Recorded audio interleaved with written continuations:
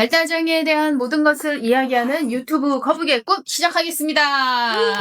안녕하세요.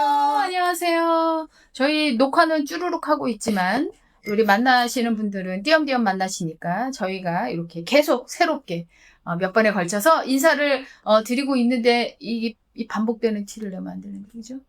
뭐라고 해야 될까요? 그냥 똑같이 하죠. 네, 알겠습니다. 자, 우리 먼저 소개해 주시고 오늘 이야기 진행해 보도록 할게요. 네, 아직 별명이 없어서 직책만 소개하고 있는 소통과 소통과 연구소? 우리 아까 전에 얘기했던 것 때문에, 그치? 네. 이해공감 소통지원연구소의 윤송아입니다. 네, 반갑습니다. 네, 안녕하세요. 인공지능 아니고 진짜 지능 김성남입니다. 네. 네. 그냥 마음대로 하게끔 내버렸습니다. 엄마 선생, 정 선생, 정유진입니다. 반갑습니다. 저희가 이번 달에는 어떤 이야기를 나누고 있냐면, 사회복지 현장에서 많은 분들이, 좀 질문으로 많이 주시는 내용을 저희가 몇 개 추려서 이야기를 해보고 있습니다. 사실 이거 말고도 다른 질문이 많은데요. 또 이제 몇 가지 또 다음에 또 모아서 또 해보면 또 재밌을 것 같습니다. 오늘 질문은 사실은 굉장히 이제 포괄적인 이야기고, 우리 두 분 선생님께서도, 좀 각자 의견이나 아니면은 이제 현장에서 나누어 주셨던 이야기들이 또 비슷할 수도 있고 맥은 같지만 또 조금 다를 수도 있는데 바로 의사소통에 대한 질문이에요. 그래서 특히나 의사소통이 없다, 발화를 못 하신다, 표현을 안 하신다, 이제 이런 것으로 이제 표현이 되는 이제 무발화라고 흔히 표현이 되기도 하고, 이제 이런 분이 다른 반응도 안 하시고 활동 참여도 이제 안 하시는데 어떻게 하면 좋을까요? 아니면 우리가 연수를 들어서 AAC 그린카드 이제 이런 거를 하면 좋다고 해서 그거를 했는데 망했어요. 이런 질문들 많이 나오거든요. 이런 어떤 어려움을 질문을 하실 때 두 분이 어떻게 조금 이야기를 풀어내 주시는지 샘플 답변을 조금 듣고 싶습니다. 선생님 웃으신다. 이거 어디서부터 시작해야 돼? 이런 생각인가요? 제가 아까 이제 이 질문을 받고 그런 생각은 했어요. 그래서, 이게 뭔가 우리나라 현재 이 현장의 단면이다라는 생각이 좀 들었습니다. 예를 들면, 그러니까 비언어인 발달장애인 분하고 어떻게 지내셔야 하는지. 그럼 그 안에는 당연히 의사소통도 들어가고 이제 상호작용도 들어갈 텐데, 이제 그 안에서 무언가가 이제 내용이 들어가야 되는데, 그거는 그거대로, 그 다음에 AAC를 사용하는, 우리가 소위 말하는 그린카드, 팩스는 따로 배웠고, 네. 이제 그러다 보니까 실제로 이분이 비언어이니까 내가 이 팩스를 이분한테 어떻게 사용해야 되느냐.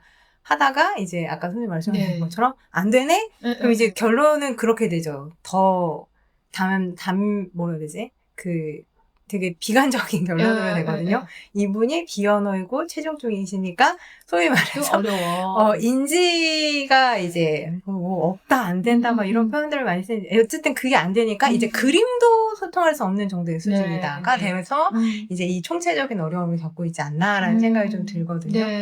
우선은 이제 비언어이신 분들은 의사소통이 안 된다라고 생각하지만 실제로 이제 의사소통이 우리의 의사소통의 생각을 넓히셔야 된다. 그렇죠.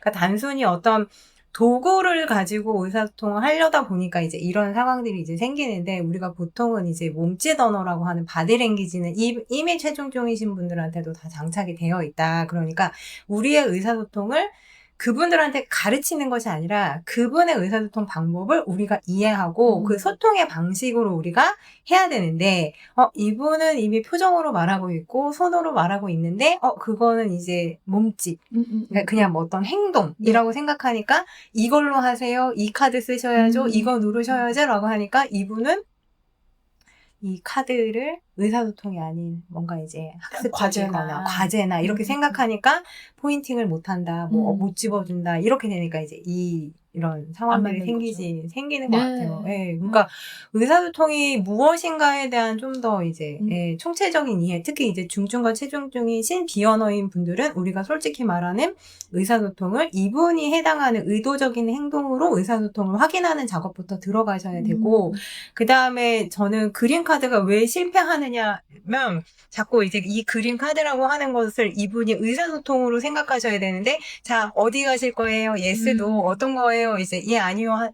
그럼 이거는 이제 아까도 얘기했지만 그냥 카드의 변별, 카드를 뭐 이제 선택하는 거이지 나의 예스와 노를 이 카드가 대신해 줄 수 있다라고 하는 의사소통의 이해부터 들어가야 되는데 그냥 자꾸 도구에 너무 이제 네. 포커스를 두고 있는 게 아닌가. 그래서 특히 이제 성인분들이나 중증 체중증이신 분들은 이 AAC를 사용할 때 굉장히 이제 좀 조심해야 된다라고 늘 이제 책에서는 이야기하거든요. 그러니까 이 사람이 소리를 지르는 것도 노고 이렇게 손을 댔을 때 아니라고 하는 거 이거 같은 노다. 그러니까 이제 그런 것들을 모델링하거나 촉구하거나 시범을 보이거나 하는 것부터 계속 들어가야 되는데 우리 이제 그 과정이 없이 자 일방적으로 소리 지르지 마시고 요거 이제 요거 선택하세요라고 하니까 이제 어떻게 보면 이제 좀 당사자 중심이라기보다는 이제 좀 뭐 도구 중심, 어떤 기법 중심에서 생겨나는 어려움이 아닌가. 그다음에 이제 활동도 우리가 이제 앞 시간에도 계속 얘기했지만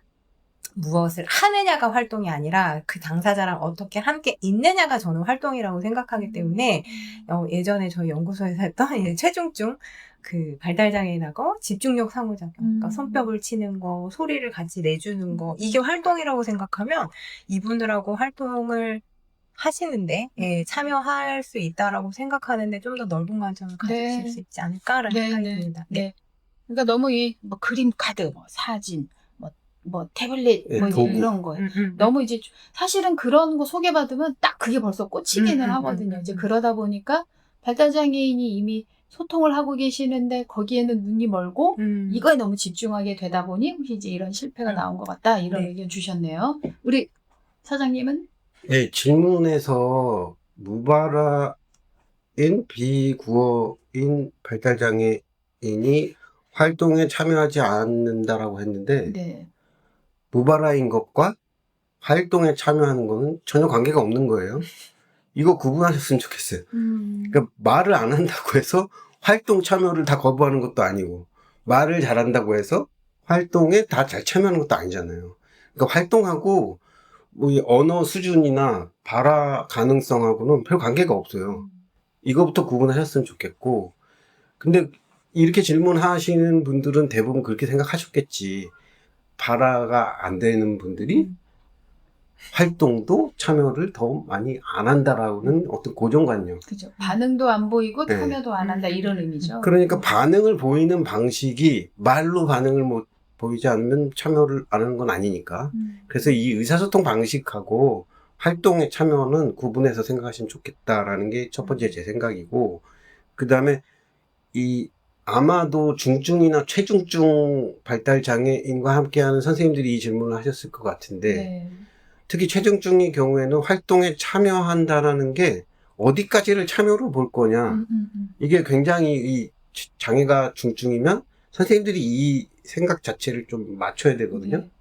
최중증인 분들한테. 그러면 예를 들어서 집중적 상호작용에서도 그 얘기가 많이 나오지만 최중증 중복은 더 심각하잖아요. 심각한 장애는 제가 5월 말부터 6월 초까지 시각장애 중복인 발달장애인 성인분들 거주시설에서 강의를 3차례 했는데 거기는 워낙에 전맹이니까 앞이 아예 안 보이면서 중증 또는 최중증 발달장애인분들이 있잖아요.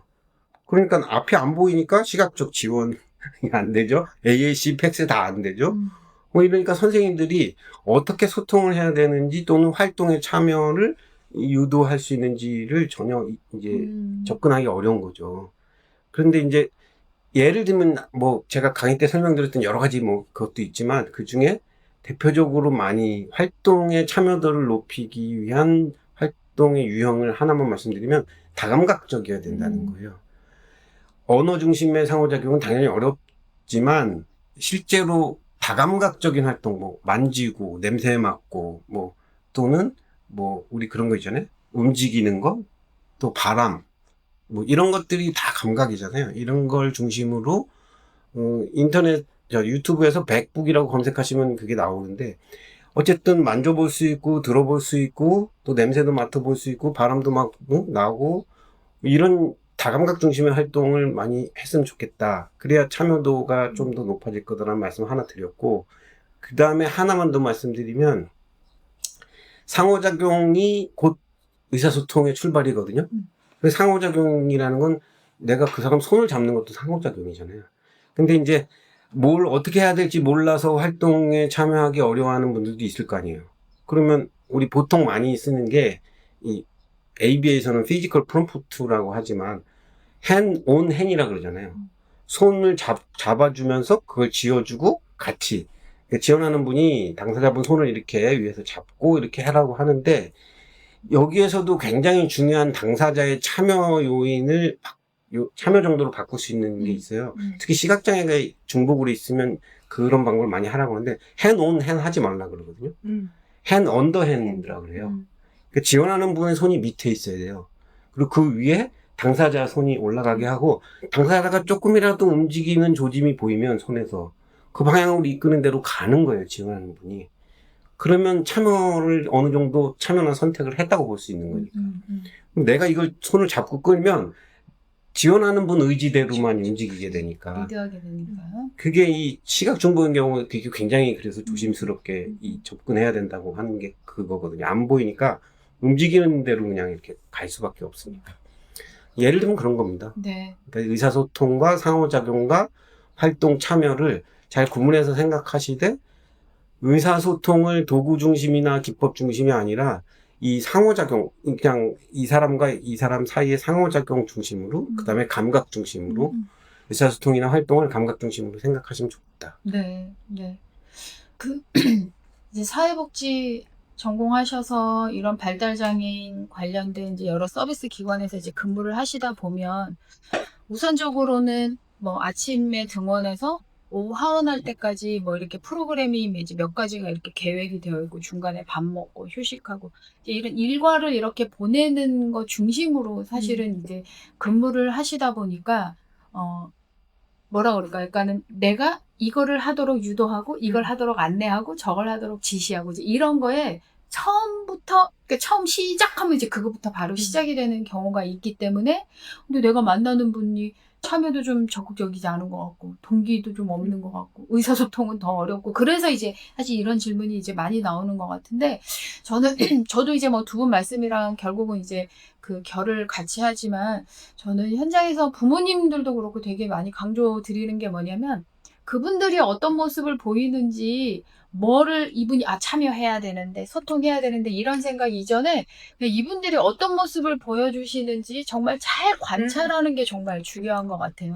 그래서 우리가 성인분들을 아기 취급하라는 거는 아니지만 마치 아기가 누워있고 뒤집지도 못하고 말도 하지 못하는데 눈을 굴리고 조금 이렇게 이름 불러주는 거에 막 자기 혼자 막 옹알이처럼 소리내고 팔을 막 버둥거리고 하는 모습 자체에 우리 굉장히 큰 막 말했다고 하고 막 엄마 아빠 알아본다고 막 하잖아요. 그러니까 이렇게 아주 작은 움직임에도 우리가 굉장히 큰 의미 부여를 해주고 소통하고자 하고 교감하고자 하는 것처럼 저는 이제 여기 뭐 무발화라고 표현이 되는 이제 성인 발달장애인 분들 역시 아기 취급하는 것이 아니라 그분들이 보여주는 아주 작은 어떤 움직임이나 변화에도 큰 의미 부여를 해주고 그것이 우리에게 엄청난 메시지를 주고 있을 수도 있겠다라는 저는 태도를 가장 먼저 가져보시면 어떨까. 그러면 꼭 말로 하지 않아도 이분이 내가 다가왔을 때 조금 허리를 뭐 고추 세우는지 아니면 내가 움직일 때 나를 따라서 눈동자가 따라가는지 고개를 돌리는지 좀 헛기침을 좀 하면서 불편함을 내보이는지 손을 좀 들려고 하는지부터 잘 관찰을 해보시면 와 이거 하나하나가 사실은 엄청나게 수다스러운 대화를 나에게 걸어오고 있었구나 이제 이런 새로운 발견이 되실 수 있을 거란 생각이 듭니다. 그래서 저는 조금 이분들이 먼저 보여주시는 사실 이제 화살표가 이분들에게서 먼저 출발이 사실 이미 되고 있는데 우리가 다 놓치는 거야. 이 소중한 화살표를. 그러니까 이제 그거를 먼저 발견하는 것부터 시작해 보시면 좋겠다 하는 생각을 갖고 있습니다. 사실 이제 의사소통 관련해서는 뭐 너무 할 얘기가 많죠. 질문도 이제 뭐 디테일하게 여러 질문들이 많은데 이제 우리 앞으로도 또 이야기 나눌 기회가 정말 많을 거라는 생각이 듭니다. 이제 오늘은 좀 또 아주 근본적으로 접근해야 되는 뭐 자세 이런 것 관점 이런 것부터 같이 좀 이야기를 나눴던 것 같습니다. 저희 오늘은 이렇게 의사소통에 관련한 이야기 같이 나눠보고 오늘 영상 마무리 하도록 하겠습니다. 안녕. 다음에 또 만나요. 네, 수고하셨습니다. 나 이거 밀고 있는데 이거 안 뜨면 어떡하지? 주변에도 많이 소개해 주세요. 이거 꺼버렸는데.